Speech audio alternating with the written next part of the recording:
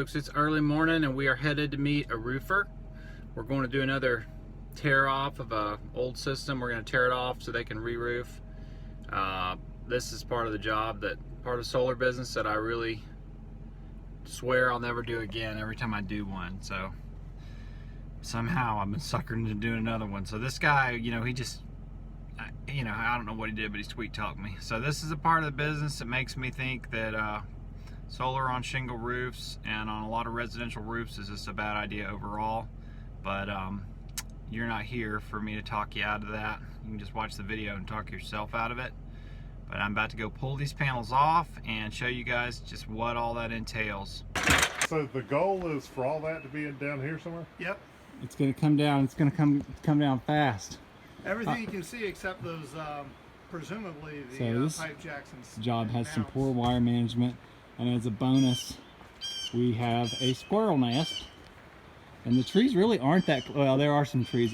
That's probably the access tree right there, possibly this one. But this is volume 2 of why solar is not a very good idea on shingle roofs in the mountains. So there's the wire management. This is old school solar. Didn't really care, just let the wires dangle, drape as they may. And we're about to pull these panels. This is on an SMA inverter with a AC disconnect on the DC side. Got the standoff going. So this is Unirack. That's Unirack, and which was about the only game in town for a long time. Judging on the age of the inverter, this is probably about 10 years old. That is a Unirack clamp, 7/16, and that's going to be a 1/2 inch or a 9/16. And we're going up.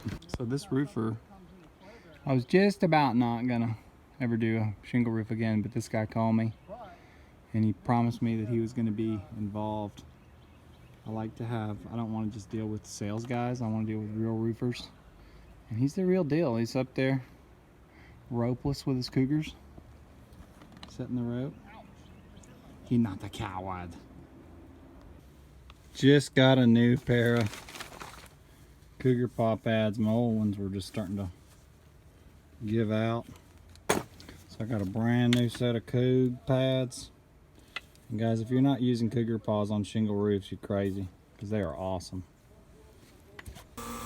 Alright guys, so if you are looking for some helpful information, if you're going to do one of these re-roofs, or a lot of roofers are watching these videos, so that's who I'm talking to right now. If you are going to do one of these re-roofs, first place you want to look, if you can't find a conduit coming off the roof, find the meter on the house and see what you got. On this one, we got off pretty easy. All the switch gear seems to be on the outside of the house. This big gray thing is the inverter. This house has a sell all meter on Amicalola EMC. So that meter is sell all. There's the disconnect for them to be able to cut the system off. All utilities are going to require a visibly open lockable disconnect. There's where it's intertied with the breaker, and then here is the inverter. They're using this pull-out disconnect as a DC disconnect. That's a code violation, but we'll just let them do it, because I don't think the homeowner's going to want to pay for that to be changed out. And this is an old SMA inverter. This thing is from 08, so they got a 3,000 watt system. To my next point as I climb up this mountain, a 3,000 watt system, man, if this system is more than 5 years old in Georgia, it's probably not worth the labor cost to put it back up. It's not going to make enough savings in the rest of its lifetime to warrant replacing it. So just keep that in mind too, guys.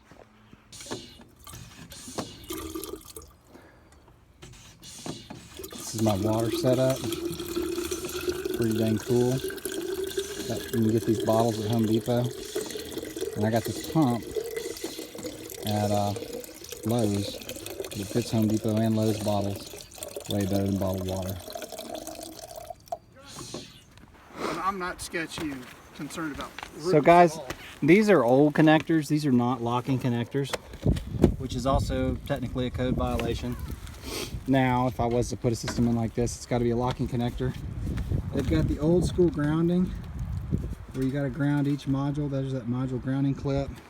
So as you're going through and popping these panels, you're going to pop, I'm going to pop these two, and this panel is going to come loose. And then I'm just going to get under this array and start disconnecting these wires, which are haphazardly managed. And I just can't wait to get to the end of this array and get to that squirrel nest, honestly. Really beautiful here. So.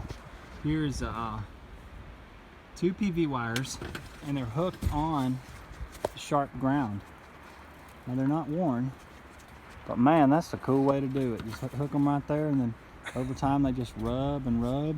Put your southern on. I love how they got that on there. That's good wire management. Hey, I took pictures of all this with how they ran I gotta show you this right now. I'm super excited because I'm getting to the squirrel's nest, going well down there. but I'm also loving this wire management. We've got a really good example of galvanic corrosion there, guys. He ran out of his regular stainless weaves with the stainless screws. He started using his galvanized weaves with his whatever screw, aluminum screws. I don't know what's happening, but the Georgia weather's just eating up this hardware.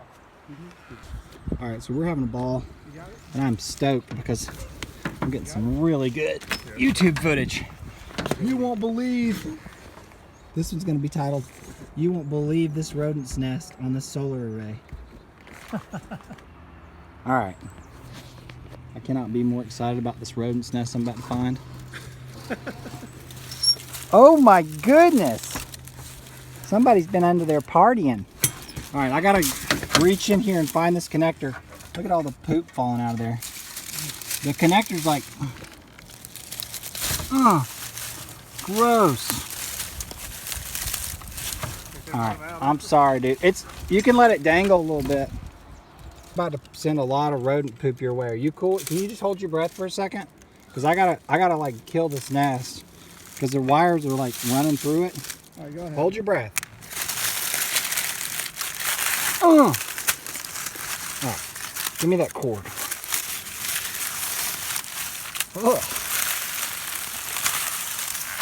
I would totally freak if the there it is. That's a great place for a connector.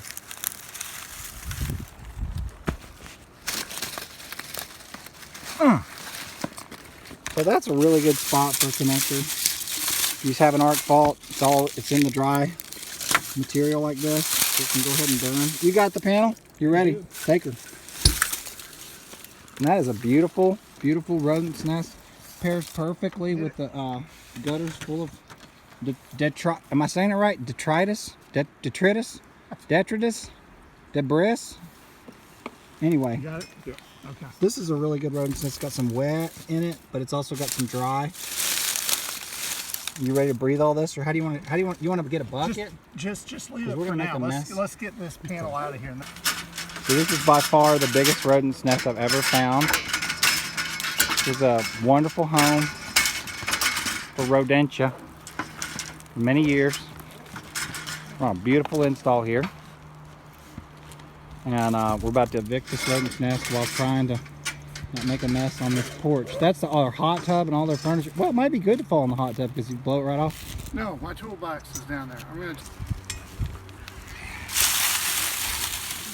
Do you nail all your roof penetrations on the... Just like that. And then just goop them, or they... It says no caulk, so you don't have to caulk it. Yeah, Right. well, here's the problem. This, this should be... Right, it needs to go through two So you courses. shouldn't actually have any nails on the trailing edge when it's exposed like this. So there should be a nail here, nail here, nail here, nail here. Nothing on the bottom. And this should be under that shingle That's too. correct. And it should be Yeah, farther up. yeah. Shouldn't it Actually, be like right there? On the end, they didn't even, they put this on top of, no, they put it under, but then they put their nails right through the shingle and left them. So They call that a surface nail. it's a surface nail. Yeah, it's a good one. Oh, Lordy. All right, you want to go... Not a lot of rodent scat, though, you know. You find a lot of You rodents almost now? got that, buddy? Come on. So you're saying there's actually like a lag bolt that goes into Yeah, like a truss? So that thing has got, down below, there's going to be like a base. and the base is going to be lagged in, and then it's going to be, that's actually screwed onto there and threaded onto there. They just threaded it on, and it's going to have a stud, and then and then you got the flashing, and then you got the standoff. That's the little cylinder thing. You got the L foot. That's the L foot, and this is the rail. This track, and so those are the names of all the stuff. So we can't take these off because You don't have to take them off.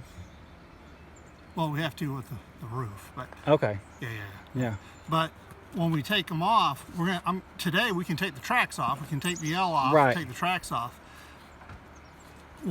So you could try to say that, you know, it just happened or something like that, but this guy obviously did not use all stainless water rated stuff. I'm going to show you another connection over here, another ground lug. Look at this ground lug. It's perfect. No corrosion at all. So there's aluminum or copper. It's probably tin plated copper with a stainless bolt versus tin plated copper with a galvanized bolt. All rusted out. All right, so we were really disappointed because we weren't finding any rodent damage. And then we found this right here on the very last panel. It was all open.